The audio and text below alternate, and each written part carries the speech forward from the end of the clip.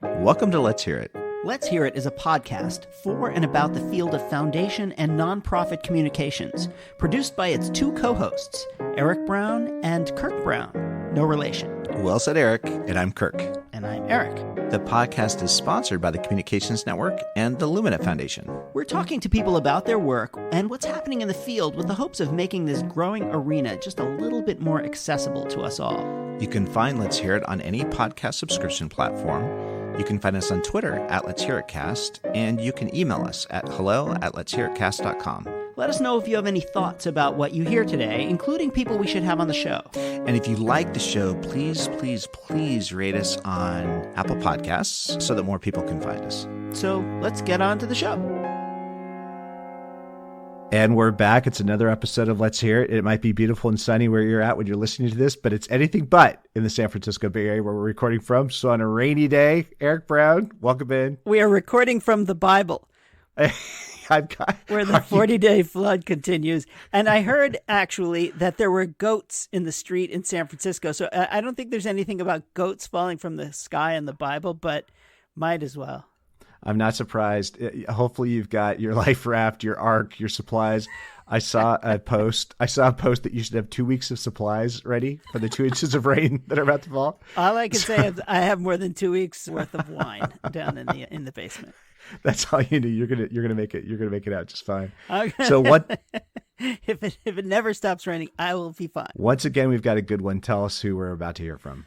I spoke with my old pal Marta Tellado, who is the president and CEO of Consumer Reports. You know them, America's foremost consumer organization, and she is the author of a new book. It's been book time here. It's a book show.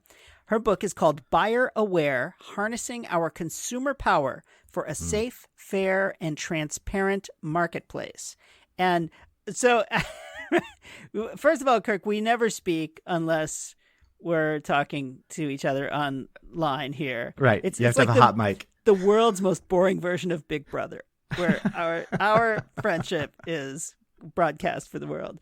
And I didn't want to speak to you first because this is a book that touches every one of the nerves in your body about disinformation and misinformation and all that stuff. And this is what's known as a trigger event. I've never been happier. I've never been more ready. I've never been more ready for this conversation. Let's hope that your head stays attached to the rest of your body when we talk about this after. This is so exciting. So this is Marta Tellado on Let's Hear It. You can find Marta at ML Tellado on Twitter. And I just want to say the name of the book again because I love the turn of phrase here. Buyer Aware: Harnessing Our Consumer Power for a Safe, Fair, and Transparent Marketplace. Marta, thank you. Such important work. Let's listen, and then we'll come back. Welcome to Let's Hear It. My guest today is Marta Tellado, the president and CEO of Consumer Reports, America's foremost consumer organization, and the author of a really, really terrific new book, Buyer Aware: Harnessing Our Consumer Power for a Safe, Fair, and Transparent Marketplace. And won't that be nice when we get there? And if we do, it'll be because of you, Marta, I think. And an old pal, and it's just a delight to see you again. It's been a minute, as the kids say. Marta, thank you so much for coming on. Oh, it's great to see and hear you again, Eric. It's great to be on with you. Oh, and I failed to mention a fellow Mets fan. Absolutely. Die hard. Hardcore. Mets are fine. Finally, good times for the Mets. Yes. So anyway, first of all, when you were named president and CEO of Consumer Reports, I thought, there's a board of directors with some vision, because my guess is that your background was not a typical resume of a Consumer Reports CEO. Can you talk about how you got from there to here? Oh, that's a great story. And I don't know what a typical resume is, but in the nonprofit world, right? It's changing so rapidly. And what a lot of people don't know is that Consumer Reports is a social enterprise. So it's actually all my revenue, most of my 90% of my revenue is earned, right? I've got to get members to come and be a part of this community and support what we do. And we're not a private publishing company, but you're right. I was at the Ford Foundation. And before that, I was in government service. And I think the through line of all of that is, my own passion for wanting to make a difference, wanting to give back, wanting to, make the world a better place. And whether that's government legislation or philanthropic dollars going to really impactful, extraordinary individuals and organizations, or a marketplace that's fair and just for everyone. So, but to your question, buried deep in my resume is is an internship. In every resume, there's an internship. But this one was, I guess this one was pretty transformative, because my very first engagement out of college was working in Washington for Public Citizen, which was the foremost consumer advocacy organization founded by Ralph Nader. I was just a kid. And that's how I cut my teeth. That was my introduction to power and politics and legislation and the power of the marketplace and what economic freedom can do if it's fair. And when they came knocking, when I was at the Ford Foundation, I was really taken by that. I thought coming full circle and coming back to this and being in a very different space that is mainstream and that is reaching such a broad swath of people.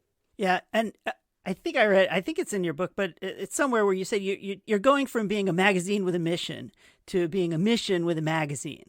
And when you went over to Consumer Reports, I thought to myself, how interesting. I know that Consumer Reports always been, or what used to be called Consumers Union, an advocacy organization. But I could see how you could take what you gathered over the years working for Bill Bradley in the Senate and certainly working at Ford, where you see the power of movements and you see the power of kind of the nonprofit world to bring about change, and bringing that together to this organization, which also has these incredible tools. You can actually, I assume somebody tested the microphone that you are speaking to me on. Like, that seems like almost like a potpourri of opportunity. How did you first think about applying your great career with this enormous set of assets? Well, the beauty of Consumer Reports is that it has been around since 1936. And funny, Ford Foundation was founded in 1936, and that didn't get lost on me, because at Ford, it was also about reinvention. When you're an organization that's had such a trailblazing history, you have to continually reinvent yourself.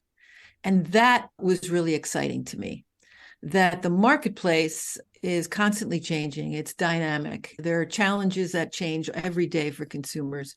And the thought of coming to this organization, and for a while, everybody wants to be a startup. I'm going to have a startup, and that's great. But there is an ecosystem of organizations that were founded many years ago, decades ago, that still have purchase in today's society and economy. And I believed Consumer Reports was one of those. But we needed to come to this organization with a sense of, how do you stand on the shoulders of the great founders and visionaries that decided we're going to try to hold the market accountable, and we're going to try to hold not just the market, but also public sector actors accountable, so that they can put consumers before profits in the marketplace. And there's so much going on in the marketplace. This was the time to come back and to really create that new relevancy for consumers in this moment. Well, I don't often quote Donald Rumsfeld, but it feels to me like this is a target-rich environment right now. So I was thinking back at those books, or the things that launched consumer revolutions, and you mentioned them in the book as well. The Jungle, Upton Sinclair's book, Silent Spring by Rachel Carson, Unsafe at Any Speed, of course, by your former boss of sorts, Ralph Nader. Those are three that come to mind in 100 years. And it feels to me like these big consumer movements are few and far between. They're really hard to unlock. What do you think the conditions are for that kind of real transformation? Because it's obvious from what you've written and what, if you have eyeballs, that we're in need of one. It's a great question, and you put your finger on something I try to wrestle with in Buyer Aware, and that is that consumer issues are really everybody's issues. We have an ecosystem of organizations that work on human rights, that work on women's rights, that work on civil rights. In the marketplace, it's all of that. I think one of the things that we've done is, over the years, sometimes we isolate ourselves and we talk about consumer rights as if it were something separate from sort of economic rights or digital rights or women's rights when we are discriminated against in the marketplace. That the marketplace is sort of our unit of analysis. It is all those things. And it has been as much about us working with other partners as it is about, throwing our hands up and saying, we're all about that. Well, wait a minute. Who else can we work with? How do we partner? In the past, we were in our white lab coats in our labs, and this is what we're doing. And now it's open source. How do you begin to opine about a digital world if you're not open about the standards and transparent about how you're holding them accountable? So it's a different way. And think about what also has changed in terms of the products that are out there. We're going through this rapid product cycle innovation. By the time the product comes out and we ding it, they're on to the next cycle. And so how do you hold those kinds of products and services accountable? So I think, to answer your question, consumer rights have to be seen. And there's a chapter in a book where I say consumer rights are civil rights, right? And it's, when our economic power and our agency are undermined, so is our democratic rights. And I think making that connection is absolutely critical. Well, so this is funny because my partner on the show, Kirk Brown, always says there's the 20-minute moment where 20 minutes into the interview, we get to the nub of it. I think we can hit the 20-minute moment at minute 9 here, because that was my takeaway from the book, which is that this is really a question of democracy. Early on, you say consumers are a sleeping giant. We outnumber them, and the them being the 4 large tech companies that you reference, which I'm going to remember. It's Amazon, Apple, Google, and Facebook. Mm-hmm. Now Meta, with a little nod to Microsoft, which is lurking around out there, but that we certainly outnumber them.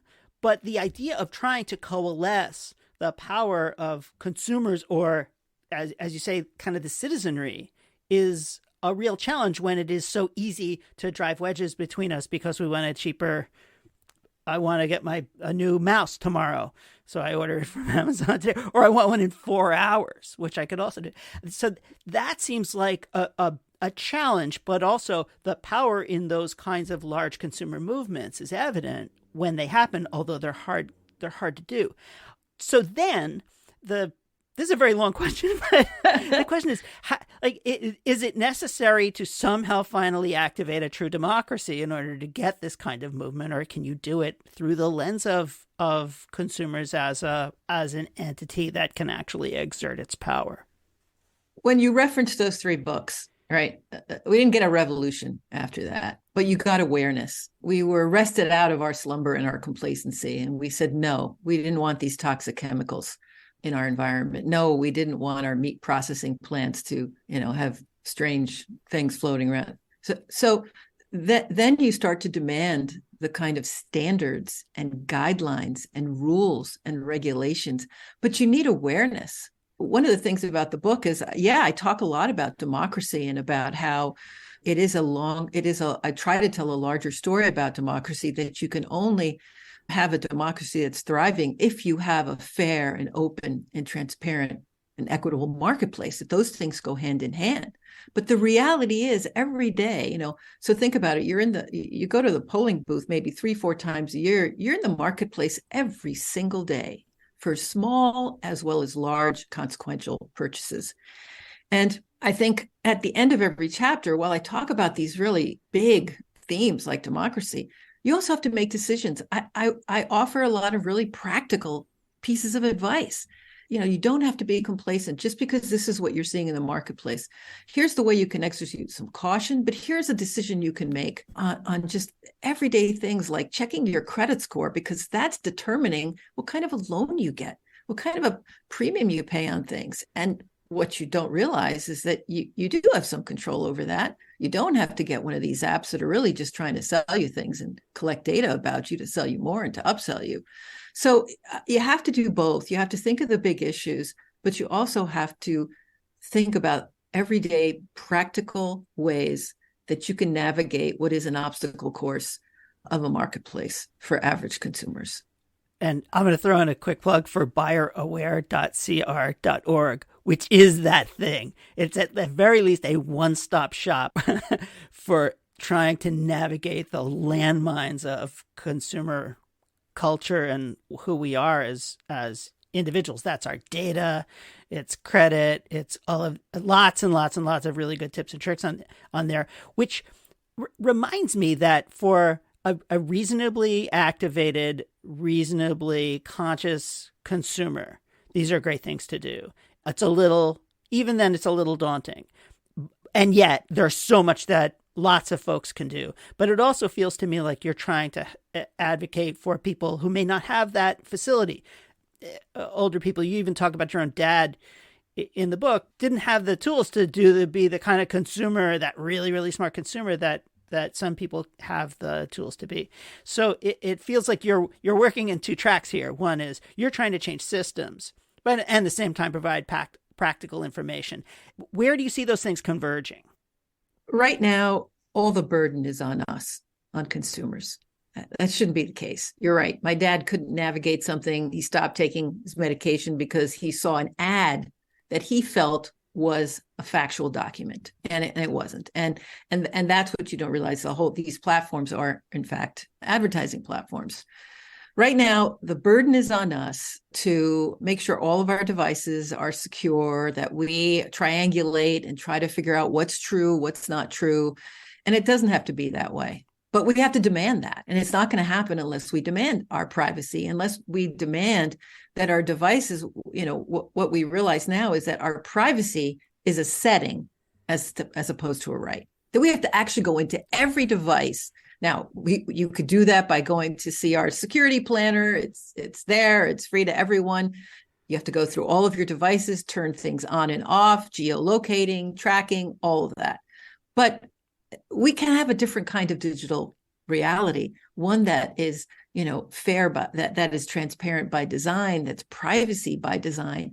And so those are the ways that we can advocate. And what we've always done is, we test and rate these products to really create a race to the top so that you are, as a consumer, you can make those choices. But it's not just choice, right? Because all of the protections and the rights that we're so successful in the analog world, in the hard world, they don't translate into the digital world. It's the Wild West. There are no standards, and there are no ethical standards of behavior for how much data is collected from you, Eric, and by what products and who it's sold to.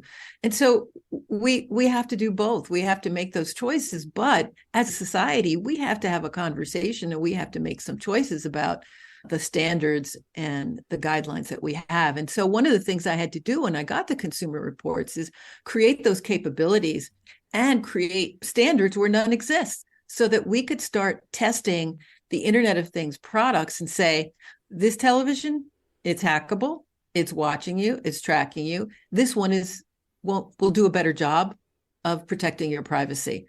And starting to create that race to the top. And as soon as we put out those TV ratings on privacy, we started getting calls from manufacturers saying, well, what do I need to do to get this? Because if you wait around for the legislation, which we know is happening at a snail's pace, you're not going to see that change. So I think when you have the scale that you do with consumer reports, you've got millions of people who are members, you have a voice, you can activate that voice, you can begin to incentivize the marketplace in ways that I found it was harder to do in smaller, bespoke organizations that are also fighting for things. So I think that's a great value. And sometimes it's not about testing, it's about investigating. When we did the investigation on car insurance, right? You think your car insurance is, you didn't get into that fender bender, you're a good driver, but in fact, it has more to do with the data they collect about you that has nothing to do with your driving. That has everything to do with the fact that you live in a white neighborhood and somebody else who lives in a black neighborhood and an adjacent same risk profile is paying more. So those are the kinds of issues that, are at the forefront and the reasons we investigate and do what we do. We're going to take a quick break and be back to talk more about the book, which reads a little bit like a Tom Clancy thriller to me. And then I also want to ask you about whether my wife's phone is listening to her. So we'll be right back after this break. You're listening to Let's Hear It, a podcast about foundation and nonprofit communications hosted by Kirk Brown and Eric Brown. Let's Hear It is sponsored by the Communications Network, which connects, gathers, and informs the field of leaders working in communications for good. Because foundations and nonprofits that communicate well are stronger, smarter, and vastly more effective. You can find Let's Hear It online at letshearitcast.com or on Twitter at Let's Hear It Cast. Thanks for listening, and now back to the show. And we are back with Marta Tellado, the president and CEO of Consumer Reports, and my old friend. And this is such a great conversation. I said before the break, your book is a little bit to me like a Tom Clancy thriller. Right now, as we record this, it's dry January. I needed a stiff drink because you have chapters on data privacy, misinformation, credit and lending, and financial fairness, which was challenging. Artificial intelligence and bias, and now that the chatbot is out, I'm sure that you have some thoughts about that. And then consumer safety. So these are all areas in which the way I see it is that if you have incomplete information, then the people who are programming the systems have an advantage over you. And that's, it feels to me like that is the moment that we are in, because we are not fully up to speed on, as consumers, on all of those pitfalls that you articulate in the book. And the folks who created these systems are way ahead of us. And what it feels to me like you're offering is an opportunity for us to at least learn about what we don't know so that we can begin to push back against it. And that happens in the form of consumer action and in the form of legislation and regulation and things like that. Does that seem right to you? Is that where we are? Is that we have the opportunity to now? That seems like you. It seems like you've read the book, Eric. Absolutely. I did, and without the benefit of sidecar to keep me, braced while I was doing it. But it also feels to me like, as you say, there are opportunities to begin to level this thing out, to ensure that there is accountability in our system. Data privacy feels to me like right now one of the scarier. Like if you take data privacy and artificial intelligence and you put them together, you could come up with a monster that messes everything up. And that gets to my question: is my wife's phone listening to her? She thinks we have a conversation and then she gets an ad for something. Is that just a coincidence, or are they so tuned in to what my wife is clicking on Instagram that is so easy to market to her?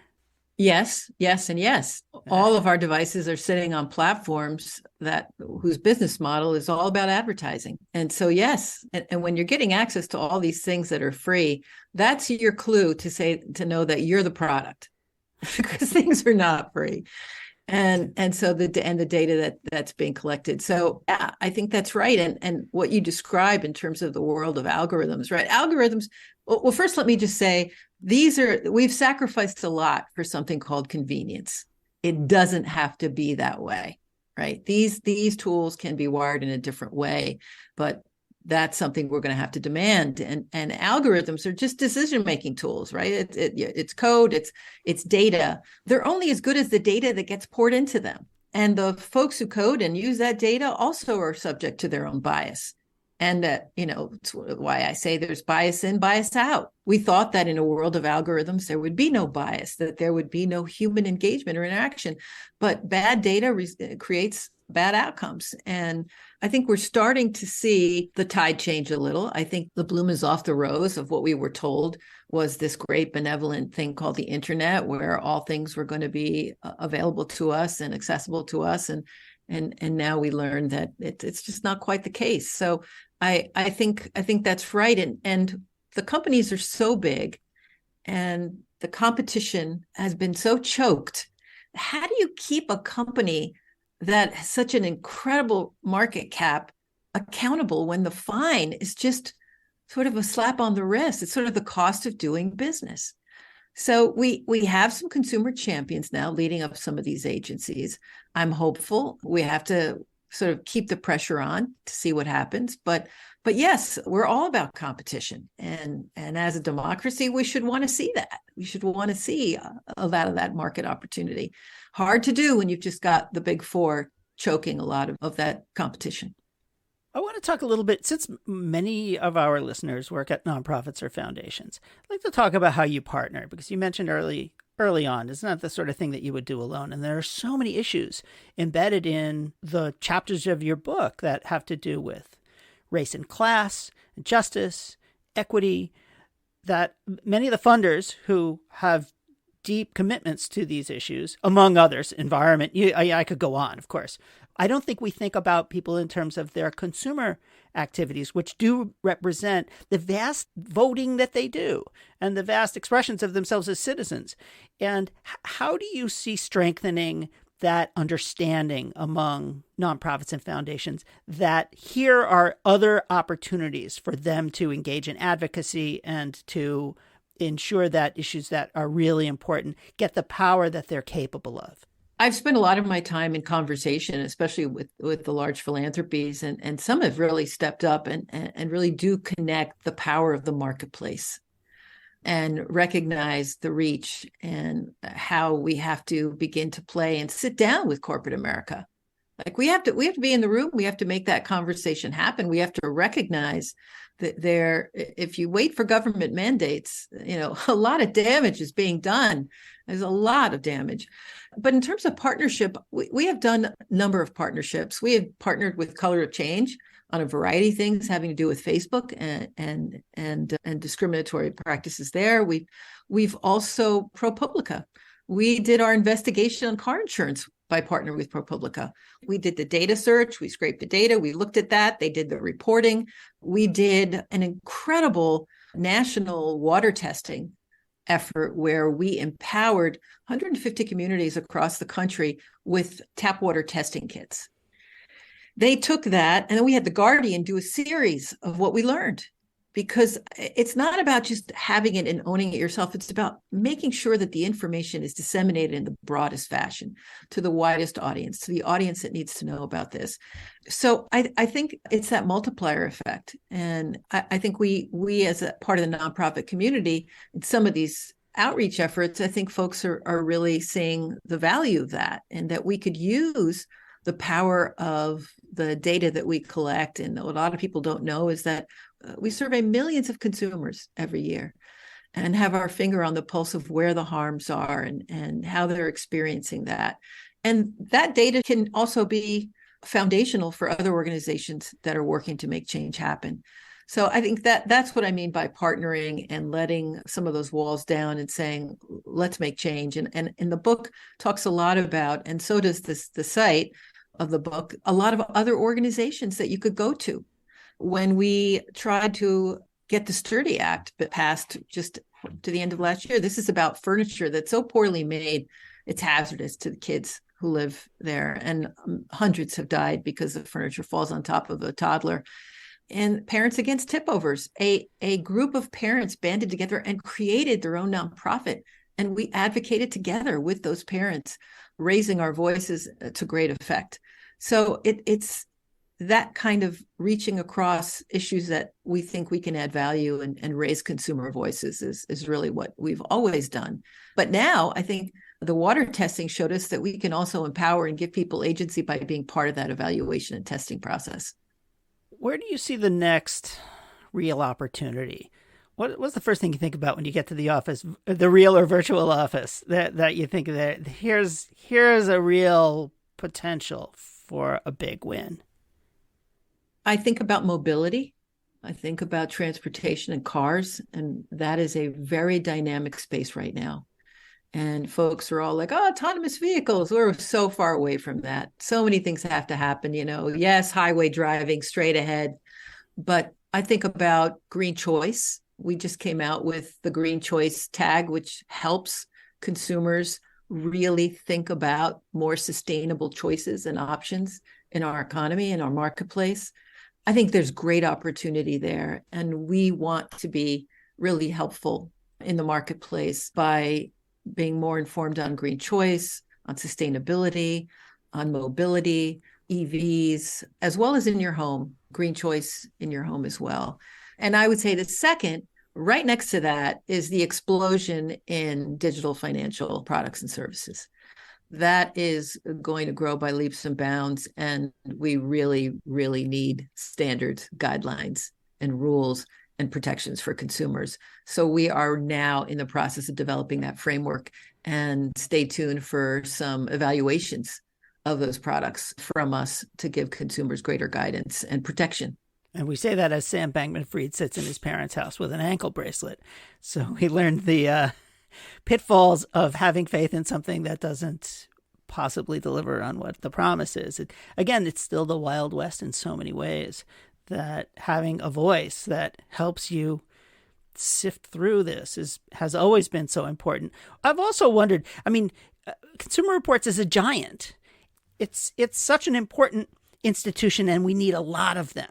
Is there the potential for kind of more voices, more organizations helping to tap into consumer power and awareness to make social change? Because it feels like there's something we need so much more of. We've got the big four tech giants. Why don't we have the big four consumer advocacy giants? We have an ecosystem of really amazing nonprofits, and we're all working on very similar things. Yeah. And I think it's about us working together, and the book talks about that a lot. I don't think we need 5 consumer reports. We benefit from partnering with public media. We benefit by partnering with some of the other civil rights organizations that we partner with on, whether it's around privacy, around access to, it's squashing predatory loaning practices. And so I think really that's where our power lies. And what I think we need to do is the resourcing has always been an issue. And you know this, Eric, because you were in philanthropy as well. And how do you create a vibrant nonprofit sector that has the voice and the reach? The uniqueness about CR, I would say, is that we're a social enterprise.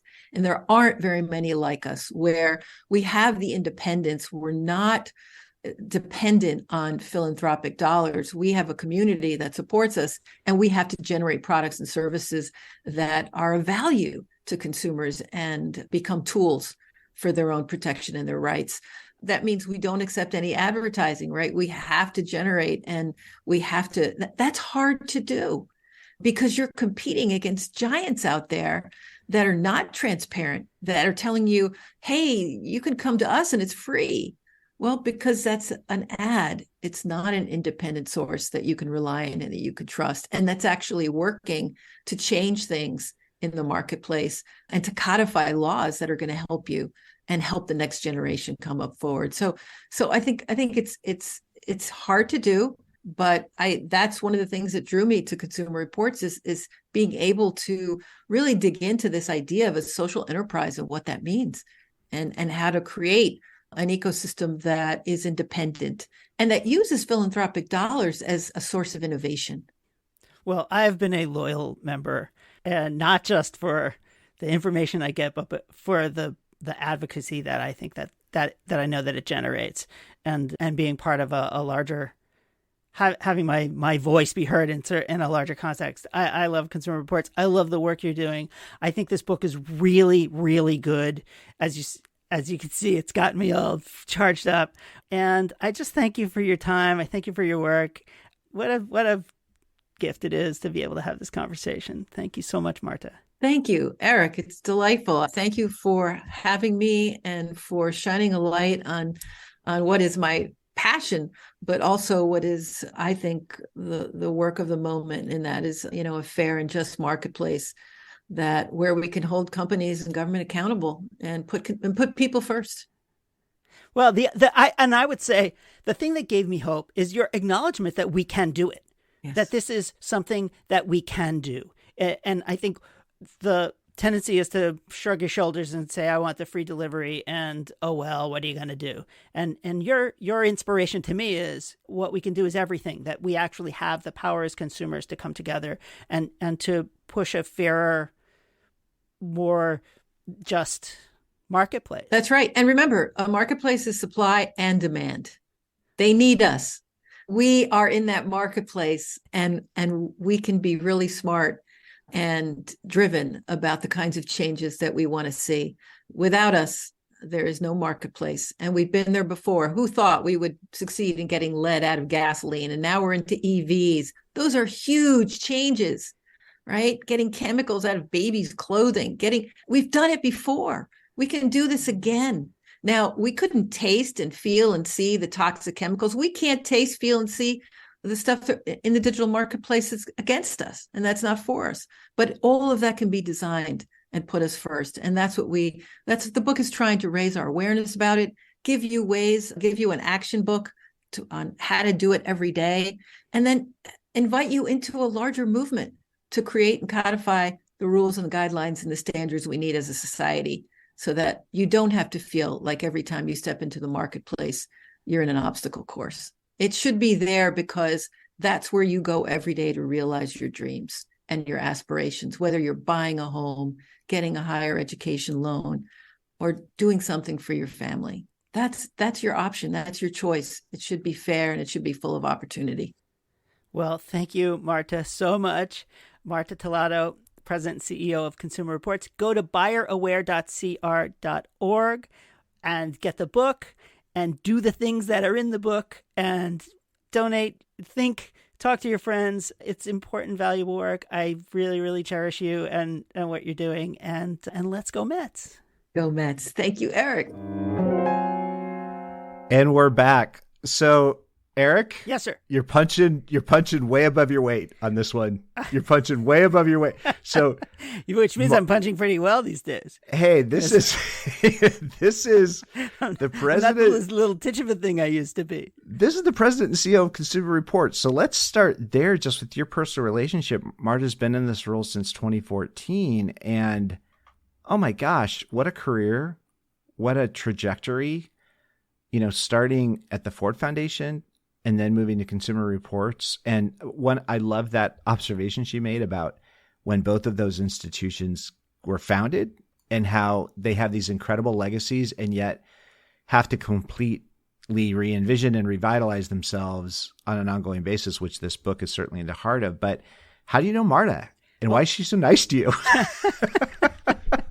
What's going on here? I sent everyone $1. And they're nice to me. No, Marta and I were old pals from when I was the head of comms at the Hewlett Foundation, and she was head of communications at the Ford Foundation. Wow. And we had this what I would call a rump group of of the heads of communications at a bunch of big foundations, or basically whoever kind of decided to show up. And we would meet once or twice a year and kibitz. And that's how I met Marta, and we became friends, and she's a Mets fan, and she's fabulous. And I've always learned a lot from her. And I've been waiting for the moment to have her on. And obviously this book is a good moment because it's something to talk about, but it's also a really important, an important resource right now. I mean, yes. It's a little chilling what we're dealing with out in the world. You know, I told you that I don't like talking about the chat thing. And I don't want to do a show which we're going to do it. No, we're going to do it. No. We won't have that fight right now. Do but it we're without do me. it. I don't want to do it. It's a boring conversation. Except that this is a book in which she tackles data privacy, misinformation, credit and lending, and financial fairness, artificial intelligence, that one, and bias. Because apparently artificial bias in, bias out, and there's bias. Who knew? Yeah. And then consumer safety. And so that's why this was such a great opportunity to have these kinds of conversations, which many of these things have been flowing through our show and the folks we've been speaking with over the last, and this is the 5th season, by the way. I looked it up. It's the beginning of our, sort of the second or third show into our 5th season. Happy 5th season. That's so awesome. Happy 5. It's a good. It's great. It's a good number. So, is this a key framing moment? Because that's what it struck me as. And you're right. I've led the conspiracy theory quarter on Let's Hear It. I'm not alone on that quarter. There are many of us. They're everywhere. Yeah, that's right. Exactly. There's so many of us. They're everywhere. They're hiding. You're going to see one of them. This notion about digital security, that it's fundamentally a consumer rights issue. I had never thought of that in such plain and clear terms, that this is a digital rights issue. And in fact, it's exactly this is a consumer rights issue, right? This digital security, it's a consumer rights issue. And in that respect, it's just like any other major consumer rights issue, which is You're confronting a new product, often poorly understood. It's interfacing and affecting human lives in a very significant way. And all of a sudden we have to wake up and realize we shouldn't be at the effect of these products. We should actually be guiding how these products are presented to us, because we are the consumers, and actually we have the power of the pocketbook if we marshal our voices together. But digital security is a consumer rights issue. Honestly, it had never felt that plain to me. I think this is a huge contribution in terms of just framing all these considerations. What do you think about that? Am I late? Am I a late arriving to that awareness, or? Kirk, sometimes you're late for things, but not at this. Not this thing. Well, I'd take it even one further if we're going to get syllogistic here, which is that digital rights are consumer rights and consumer rights are civil rights. Yes. Thank you. There we go. Thank you. There it is. As Kirk goes crazy. And which is why you owe me an apology. I'm sorry. It's not conspiracy. It's civil rights. I apologize, Kirk. How dare you? I'm sorry. I'll never do it again.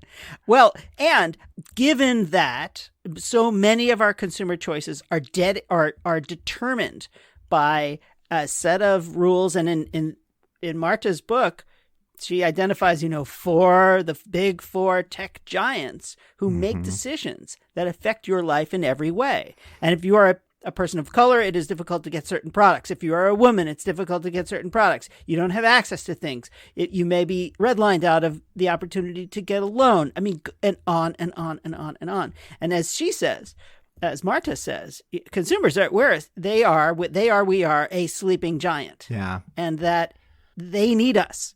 Right. Without I love that. us, we consumers, there is no marketplace. Right. We outnumber them. We outnumber them. We're not as nearly well organized. Yeah. That's for sure. But I think that this book is both a call to arms, however you want to define it, a call to kind of collective consumer power. And it's also a great how-to book about how to make sure that they don't track your thing and your TV isn't watching you and, all that kind of stuff. Those are the kind of the scary things. But also you do have agency. It's not all... where all is not lost. Well, and if you doubt the capacity of people like Marta to be engaged in these conversations and create real change, let's just think about this career Marta brings to this issue, right? She starts at Public Citizen. For this kind of conversation, what a great place to get that start, right? And I'm sure having worked at Public Citizen, she could give us all sorts of good recipes, hacks for how to, live on top ramen. But I loved that conversation, though, as you were concluding the interview, where she was talking about, look, let's think about transportation. We've gone from trying to get lead out of gasoline, which is what, Ralph and Joan and all those folks got started doing. Right. And now we're talking about electric vehicles and how to roll those out in an equitable way. And I love that notion of the big four tech giants, and how in the auto world, well, it was the big three or whatever it was, right? Sure. Of auto, and it felt as impenetrable, as immovable, and as confusing for consumers as it does today. And how do you start attacking that? Well, Marta thinks it through, writes a book. I love the fact that here's this consumer advocacy organization that actually pays its own way because it creates products that people want to buy. And that discipline, that organizational discipline, I hadn't really thought about it that clearly until she started talking about it. But I have to believe that there's something about that discipline that creates some of the clarity that we see in Marta's book. Yeah? I think so. Although I think about lots of nonprofit organizations, it's hard for me to figure out how you can use that kind of business model, let's just say. So that they are a consumer advocacy organization that also provides consumer information that is worth buying. If you're an environmental advocacy organization, you may not be able to provide environmental services that anyone is going to pay for. So in a sense, they're in a great place because they have the opportunity to be financially independent by providing services that people will pay for. I think that probably the challenge is inevitably, how do you make sure that you don't, appeal to the least common denominator in those services? So do you think, I know you're going to disagree with this, but I disagree. Do you think that almost all of our campaigns our consumer campaigns. Oh, I want to disagree with you, Kirk, but I'm having a hard time. I mean, I can see a framework where it doesn't make sense to think of it that way, but that link to consumer rights being civil rights, because so I read through the 5 takeaways from the book, and I just get so angry thinking about them. Like the first one, the digital marketplace has shifted power away from consumers, and it's so clear that that's happened, and yet it all happened to all of us all at once, right in front of our eyes as we are participating, right, and we weren't aware of it. Didn't know what was happening. I'm not even sure that our policymakers knew it was happening. Right. Because there's so much lack of transparency in terms of what's happening behind the veil in this whole technological universe that we've somehow, I'm not even sure it's fair to say we've created it. It's been created for us and we're like dipping our toes into it. But this notion that this marketplace has shifted power away from consumers and we as consumers need to come together. Well, if we outnumber them, and we always have outnumbered them, why don't we get whatever we want? What's going on that these things are being created and unhatched and unveiled for us that we have to spend so much work? Well, the reason I think is that we are not organized and that these behemoths can buy us off. Yeah. They can pick people off at the edges. It's a little bit like the company town in which they will hire workers, workers try to unionize and they'll always be able to find someone who's hungrier, right, who needs the money more, whose kid has right, doctor bills, and bust the union. And I think in a sense that's what technology is doing, is it's busting our ability to pay for what we get in appropriate ways that allow us to keep what we deserve to keep. Because you're quite right. We are all standing there and they've taken everything away from us. They know everything about you, Kirk, and me too. And I don't take a ton of solace in the fact that I'm not interesting enough to know anything about, and there's always somebody with more that they can take from. But I don't think that's very smart of me. Well, and, this notion, so we've talked about the digital marketplace has shifted power, consumer rights or civil rights. That is such a crucial idea. And then this notion of restoring trust in the marketplace. And this is what I've started thinking about, all of these social channels that I guess we're still enamored of, even though we're kind of in our sort of questioning now about what's happening with the social landscape. I feel like for more than a decade, we've all been drinking this cup of coffee, and it's this liquid that's opaque.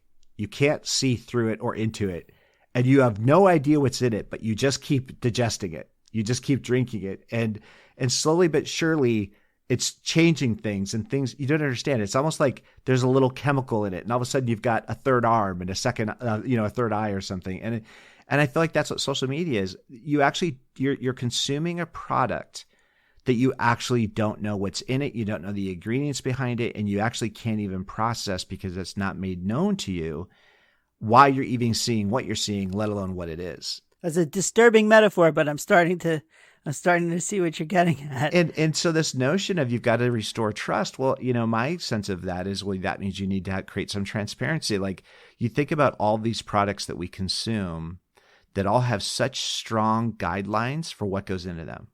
Every light bulb that's in your house has been certified as it's a working functional light bulb. You don't have to worry about that. There are people that have done that work.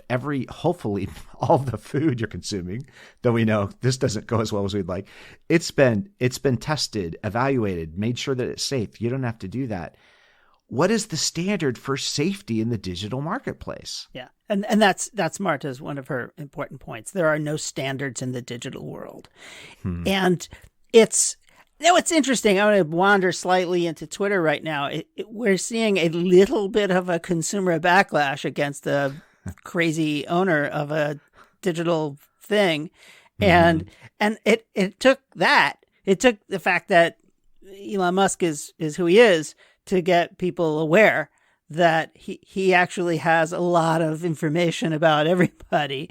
And he's buying it and selling it, and we don't want that. So do you have to have an anti-hero, or do you have to have an enemy, when in fact maybe even the most benign CEOs, if you could call them that, or those who aren't nearly as nefarious, have just as much power over your life as he does, and yet we think, okay, that's okay because I want my delivery of this whatever computer mouse in 4 hours, and that's the trade-off that we're making. And the question is, are we selling our souls? And if so, is it worth it? Well, and it makes me want to ask the question, what did they know and when did they know it? Who knew it? Who saw it when we were selling our souls? So then your safety should be treated like a right. This is Marta's fourth point. Correct. Your safety should be treated like a right. And I love this transitive property we're starting to draw, which is consumer rights or civil rights. That those consumer rights grounded in your safety, that is a civil right. And this is why I keep coming back to, are all these campaigns almost fundamentally consumer rights campaigns? Because any campaign that you're advocating for more safety, more transparency, we're unlocking the best of people. Well, what happens when you do that? They're able to contribute to their highest and best level. So it's funny, this notion of thinking us all as consumers, but then lastly, we have to recognize the power we have. So this is where Consumer Reports comes in, and I love that it's a magazine with a mission is what you talked about. It's a mission with a magazine. The rallying cry that the Consumer Reports of the world can create to have all of us work together to create this change. This is the leadership that Marta's providing us.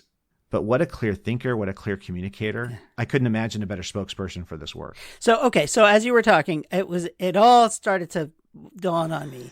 Why are we having this conversation when we're we talk about nonprofit and foundation communications? And the answer is, or my answer anyway, is that all of the constituents of all of the organizations, that all you folks out there listening, all of your constituents are also consumers. And in many ways, they're consumers every single day. And they're maybe your constituents once or twice a week, but understanding how to connect with your audiences from their vantage point as consumers who are consuming information, they're consuming culture, and they're consuming actual things that have effects on our lives, our social value, and whether we can get out of bed in the morning. Those are places that you can make connections that have a real, like a real tangible activity that your constituents are doing every day. And I think that's where this very interesting connection happens. And that's why it's interesting to see that Marta's working with Color of Change and other social justice organizations and environmental organizations and others. So she gets that connection. And I think on the flip side of it, if you work for a nonprofit or a foundation, understanding that the audiences that you care about are making these decisions every single day, and that there are things that you can do to help coalesce them and engage them and provide power to them. That seems interesting to me. That's as far as I've gotten. I haven't really worked it out past that because I just thought it up as you were talking. But I think that's the point of this conversation. It's genius. No, it's genius. It's genius. And so this is my new great idea. I have a new great idea. We need to rename our podcast and we have to call it Fund This because this is the work. This is the work that needs to be funded, okay. Right? This effort by Consumer Reports to mobilize this, it is so fundamental that we get this sorted out and quickly for the sake of children, for the sake of our ability to have an actual democracy, for the sake of having fairness and transparency, let alone a marketplace that makes products and services available to all of us, regardless of race or any other consideration. Let's fund this work, right? I mean, that's my takeaway, my bottom line. This is so important. Okay, we don't have to call our podcast Fund This, but that's okay. that would seem a little self-serving, if you ask me. Yeah. Okay. I'm saying fund this, not fund us. I'm saying fund this, not fund us. People won't understand. Yeah, okay. Got it. Well, but I agree with the concept. I mean, I really do. It's just fascinating to me that there are so many of these connections to be made, and it was great to have Marta. She's amazing, and I would say the book is really, really good and so worth having. It's like a reference guide to how to keep the world from stealing your brain. So Marta, thank you so much. Thank you for the work, and again, that's Buyer Aware, Harnessing Our Consumer Power for a Safe, Fair, and Transparent Marketplace. Go to Consumer Reports, find the book, download it, read it. It's really terrific. And Marta, thank you so much for coming to Let's Hear It. And Eric, once again, what a guest, what a conversation. That was amazing. Well, that was a lot of fun. And also one more shout out to buyeraware.cr.org, which is this great reference. There's all the kind of stuff on there that you can take action on and sign petitions and download stuff. Really, really helpful. So I strongly recommend just checking that out. But get the book. It's worth it. It's really, really, really valuable. Buyeraware.cr.org. That's it. Go there, check it out, and we'll see you next time on Let's Hear It. Okay, everybody, that's it for this episode. Please let us know if you have any thoughts about what you heard today or people we should have on this show, and that definitely includes yourself. And we'd like to thank John Ali, the tuneful and inspiring composer of our theme music. Our sponsors, the Communications Network and the Lumina Foundation. And please check out Lumina's terrific podcast, Today's Students, Tomorrow's Talent, and you can find that at luminafoundation.org. We certainly thank today's guest, and of course, all of you. And most importantly, thank you, Mr. Brown. Oh, no. Thank you, Mr. Brown. Okay, everybody. Till next time. Let's hear it.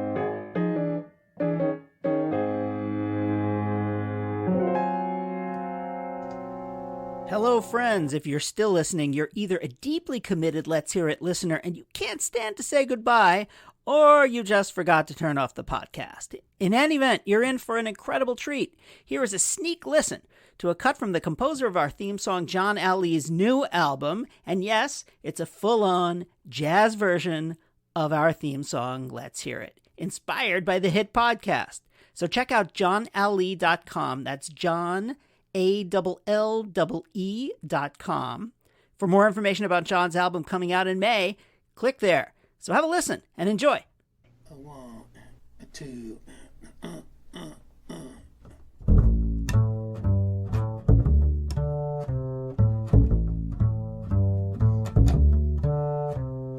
Listen up now, hear this. Listen up now, hear this. What you got to say, don't fear it. Say it anyway, let me hear it. Listen up now, hear this. Listen up now, hear this. Talking to the crowd and we're it. Say it right out loud, let's hear it. Your point of view is how you use it. Pick up your cue and let's get to it. Can't find the words, then we'll work through it. Have a chat about that, chew the fat, let's hear where you're at, let's scat. Listen up, now hear this. Listen up, now hear this. There's so much to say, let's cheer it. Notions to convey, let's hear it.